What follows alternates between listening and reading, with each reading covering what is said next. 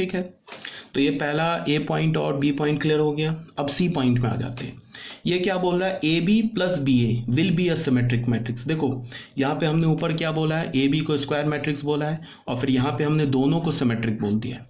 अगर ये सिमेट्रिक वाला कंडीशन चेंज होगा तो यहाँ पे लिखा होगा, जैसे यहाँ पे हमने क्या बोला, A plus B is a symmetric matrix, तो इसको इस कंडीशन को लेना है। अब a माइनस बी को मैंने बोला स्क्यू सिमेट्रिक मैट्रिक्स यहाँ पे, बट कंडीशन चेंज कर दी। यहाँ पे क्या बोला, a and b is skew symmetric matrix. ठीक है, अब यहाँ पे हमने क्या बोला, A B plus B A will be a symmetric matrix, तो ये वाला कंडीशन लग जाएगा। समझ रहे हो ना बात को? इसका मतलब कि A B plus B A symmetric matrix तो होगा, बट कब होगा, जब a and b symmetric matrix होगा।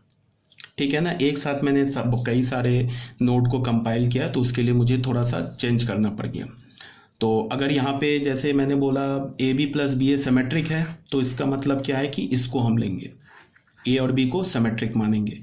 जब जब ए और बी को अगर हम सिमेट्रिक नहीं मानेंगे तो वो पॉइंट में लिखा होगा। ठीक है, तो A B plus B A को अब हमें क्या करना है, सिमेट्रिक बोलना है। यहाँ पे सिर्फ मैं एक तुम्हें आउटलाइन दे रहा हूँ, मैंने प्रूफ तो ऑलरेडी नोट में कर रखा है। A B plus B A को हमें एक सिमेट्रिक मैट्रिक्स प्रूफ करना है। ठीक है ना बच्चे, तो अब हमने क्या किया, इसका ट्रांसपोज ले लिया। ठीक है, तो इसका ट्रांसपोज लोगे तो क्या हो जाएगा, ये A B transpose plus B A transpose, ऐसे ले लेंगे ना। ये ए बी को तुम ए मैट्रिक्स मानो, बी ए को तुम बी मैट्रिक्स मानो, तो ये क्या लिखा हुआ है, ए प्लस बी ट्रांसपोज, तो ये किसके इक्वल होता है, A transpose plus B transpose.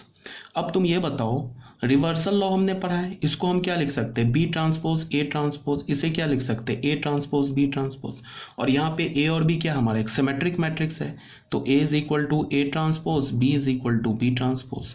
तो यहाँ से बी ट्रांसपोज को बी लिख दिया, ए ट्रांसपोज को ए लिख दिया, तो यहाँ से क्या हो गया, B A plus A B. इसको पलट के फिर हमने लिख दिया A B plus B A, तो हमें फाइनली क्या मिल गया, A B plus B A transpose is equal to A B plus B A, मिल गया ना। तो यहां से हमें क्या पता चला, A B plus B A is a symmetric matrix. कब होगा, when A and B is a symmetric matrix. तो ये था हमारा note number, point number C. अब आ जाओ डी में, A B minus B A will be a skew symmetric matrix. A B minus B A क्या होना चाहिए, एक स्क्यू सिमेट्रिक मैट्रिक्स होना चाहिए। ठीक है, तो इसमें हमने ए और बी पे कोई कमेंट नहीं किया, तो उसे हम क्या मानेंगे, सिमेट्रिक मानेंगे। ठीक है, तो ए बी माइनस बी ए पर आ जाते हैं। अब देखो बच्चे, ए बी माइनस बी ए को हमें क्या करना है, एक स्क्यू सिमेट्रिक मैट्रिक्स प्रूफ करना है। कब, जब ए एंड बी एक सिमेट्रिक मैट्रिक्स होगा। तो अगर इसे हमें एक स्क्यू सिमेट्रिक मैट्रिक्स प्रूफ करना है, कब, जब ए और बी को हमने सिमेट्रिक बोल दिया। तो सिमेट्रिक अगर ए और बी, तो A is equal to A transpose and B is equal to B transpose. देखो मोस्टली जो क्वेश्चन होता है ना सिमेट्रिक और स्क्यू सिमेट्रिक प्रूफ करने वाला, ये मोस्टली 99% केसेस में क्या होता है कि जिस मैट्रिक्स को बोल रहे हैं ना सिमेट्रिक प्रूफ करो या स्क्यू सिमेट्रिक प्रूफ करो, उसका तुम ट्रांसपोज ले लो। 99% केसेस में बता रहा हूँ, ऐसे ही क्वेश्चन सॉल्व होता है। तो ट्रांसपोज लोगे, बिकॉज सिमेट्रिक और स्क्यू सिमेट्रिक हमें पता कैसे चलता है, ट्रांसपोज लेके ही तो पता चलता है।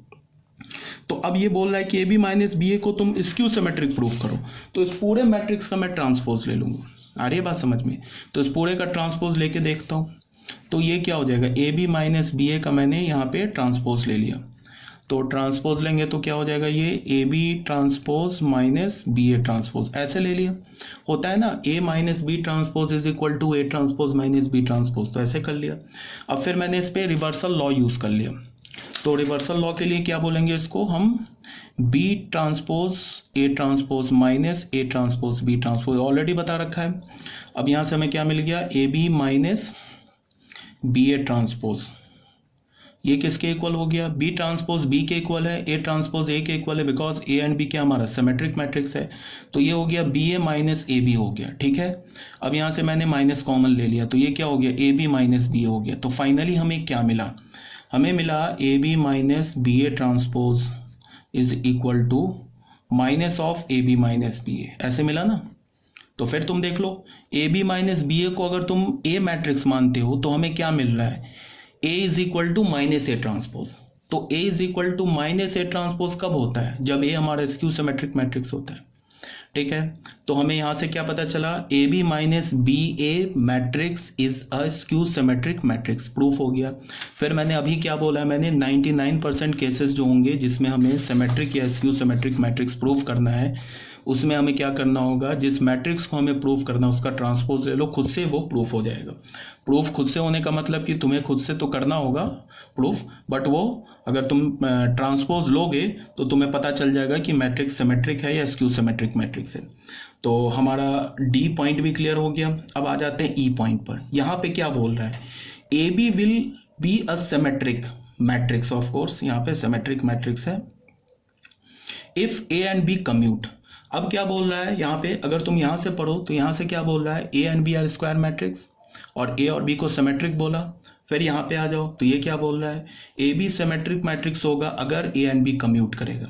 इसका क्या मतलब है, इसको समझ जाओ। इसका ये मतलब है कि ए को तो सिमेट्रिक बोला है, तो यहाँ से हमें क्या पता चलेगा, A is equal to A transpose.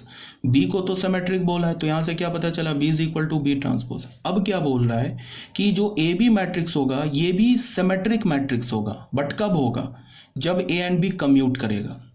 ठीक है, तो ए और बी कम्यूट करेगा, ये तो गिवन है, तो A B is equal to B A. तो एक तो कंडीशन ये हो गया, दूसरा कंडीशन ये हो गया, तीसरा कंडीशन ये हो गया। अब हमें क्या करना है, ए बी की को चेक करना है कि वो सिमेट्रिक है या नहीं है।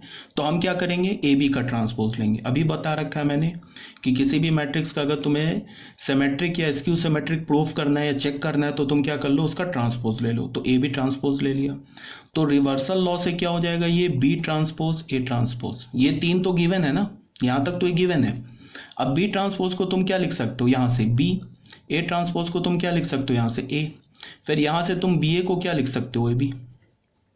तो यहाँ से हमें क्या पता चल गया, A B transpose is equal to A B. तो फिर यहाँ से हमें क्या पता चला, A B is a symmetric matrix. ठीक है, एक बार फिर बोल रहा हूँ कि ये क्या बोल रहा है प्रूफ करने के लिए कि ए हमारा एक सिमेट्रिक मैट्रिक्स है, बी हमारा एक सिमेट्रिक मैट्रिक्स है, और ए एंड बी कम्यूट भी कर रहा है, तब प्रूफ करो कि ए बी जो मैट्रिक्स होगा वो एक सिमेट्रिक मैट्रिक्स होगा।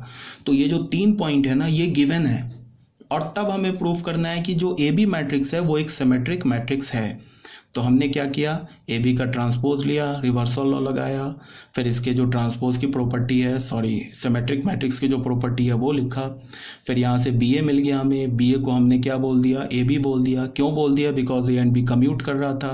तो हमें क्या पता चल गया, A B transpose is equal to A B. तो यहाँ से क्या क्लियर हो गया कि A B is a symmetric matrix. यहाँ तक ये पॉइंट क्लियर होना चाहिए। ठीक है, तो हमारा ये पॉइंट नंबर ई ये भी हो गया।